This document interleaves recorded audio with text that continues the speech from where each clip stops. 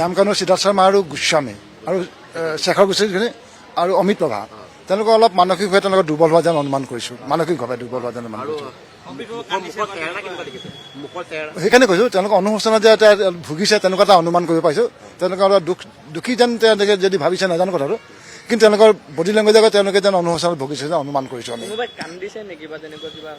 চাওক আজি ইমান দিন জেলত আছে অমিত প্ৰভা অলপতো কান্দিবই তাতে ছোৱালী মানুহ সোনকালে চকু পানী ওলায় মানুহ তোমাৰ চকু মানুহ মন তেতিয়াহে সেই চেম্পেথি জগিব হয় নহয় বাৰু মহিলাটো নিয়ম সেইটো কথা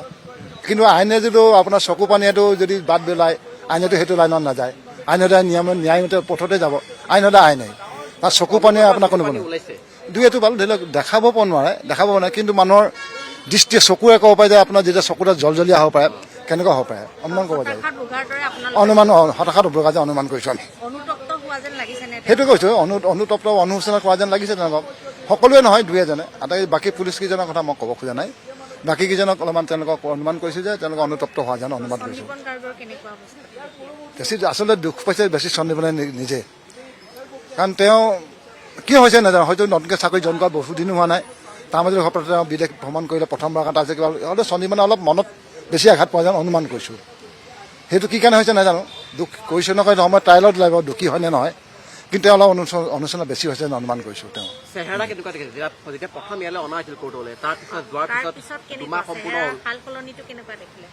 চাওক যদি কওঁ প্ৰথম যেতিয়া আনিছিলে তেতিয়া তেওঁলোকে যিমান জেলৰ কাষ্টডিত পুলিচ কাষ্টডি আছিলতো ইয়াত আনিলে প্ৰথমতে অলপ ঠিকে আছে বেয়া হৈছিলে কিন্তু এতিয়া ইমান বেয়া হোৱা দেখা নাই আটাইকেইজনৰ বেয়া হোৱা দেখা নাই মই কিন্তু সিহঁতে ইমান মানে কোনোবাই যে কয় ক্ষীণাই গৈছে বুলি মই নকওঁ যে এইটো ক্ষীণাই গৈছে বুলি ক্ষীণাই যোৱাৰ লক্ষণটো বেলেগ মই ক্ষীণাই গৈছোঁ বুলি মই নকওঁ তাৰমানে মানসিকভাৱে তেওঁলোকে কিছুমান মানে ভাগি পৰিব পাৰে সেইটো কথা হ'ব 22 ডিচেম্বৰ দিয়া হৈছে পাৰ্চনেল এপিয়াৰেঞ্চ এণ্ড কমিটেড সেইদিনা কমিটে কৰিব অনাৰেবল কোৰ্টে to the session court because it is under session triable cash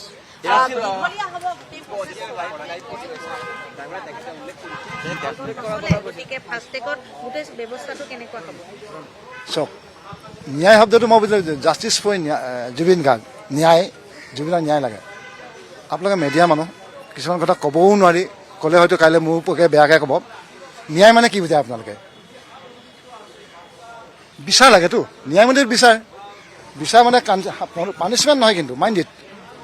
বহুতে ক'ব খোজে যে বিচাৰ মানে পানিছমেণ্ট মে নট বি বিচাৰ মানে আইনে যেতিয়া বিচাৰ পাই যায় নিৰ্দোষী বুলি কোৱা নাযাব যদি পাই যায় দোষী পানিছমেণ্ট দিব কিন্তু আমি আমাৰ মানুহবিলাক খালি জাষ্টিছ ফৰ জুবিন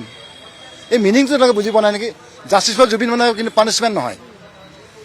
পানিছমেণ্ট হ'বলৈ হ'লে আইন মানে যদি কালি যদি দোষী হয় দোষী হ'ব আৰু নিৰ্দোষী হ'ব আফটাৰ থ্ৰেড বেয়া ডিছকাশ্যন বেয়া ট্ৰায়েল সাক্ষীবাদী লোৱাৰ পিছত সকলো পৰা যদি এটা দোষী হয় দোষী হ'ব আৰু নিৰ্দোষী হ'লে নিৰ্দোষী হ'ব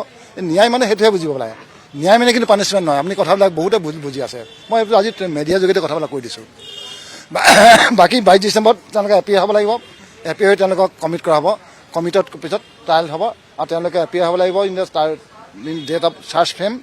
কাৰণ তেওঁলোক 5 প্ৰেজেণ্ট হ'ব লাগিব তাত গৈ চহী কৰিব লাগিব চাৰ্জ ফ্ৰেমত চহী কৰিব লাগিব গতিকে সেইদিনা তেওঁ থাকিবই লাগিব যিদিনা চাৰ্জ ফ্ৰেমত ট্ৰায়েল কোৰ্টত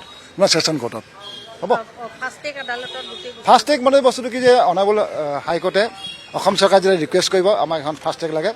ফাষ্ট ট্ৰেক আদালত এখন অনাৰেবল গুৱাহাটী হাইকোৰ্টে এপইণ্ট কৰিব ইয়াৰ আগতে এটা কৈছিলে আমাৰ চিৰিজ অফ বোম ব্লাষ্টৰ সময়ত ফাষ্ট ট্ৰেক কৰিলে অনলি ফৰ পাৰ্টিকুলাৰ কেছ সেইটো CBI কেছ আছিলে গতিকে আজি এইটো CID কেছ অনাৰেবল হাইকোৰ্টে দিলে এজন পাৰ্টিকুলাৰ এজন জাজ দি পিনি তেওঁলোকক অকল এইটো কেছৰ কাৰণে দিব লাগিব তেতিয়াহে স্মৃতি মানে ট্ৰায়েল হ'ব যদি ফাষ্ট ট্ৰেক বুলি কৈ যদি নীল অভিযোগ হয় আজি 5 বছৰ নীল অভি কেছে শেষ হোৱা নাই একে যদি অৱস্থা হয় তেতিয়াহ'লে কামত নাহিব ফাষ্ট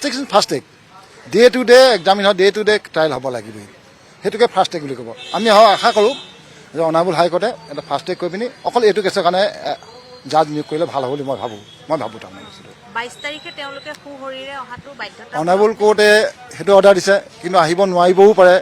কিছুমান হয়তো বহুত ধৰণৰ অকেজন থাকিব পাৰে তো নাহিলে তেওঁলোকে ভাৰ্চুৱেলি কৰা হ'ব ভাৰ্চুৱেলি কৰিলে তেওঁলোকক জনাই দিয়া হ'ব তেওঁলোকৰ কেছটো ছেছনেলত ট্ৰায়েল কাৰণে পঠাই দিয়া বুলি কমিট কৰিলে তেওঁলোকক জনাই দিয়া হ'ব বস্তুটো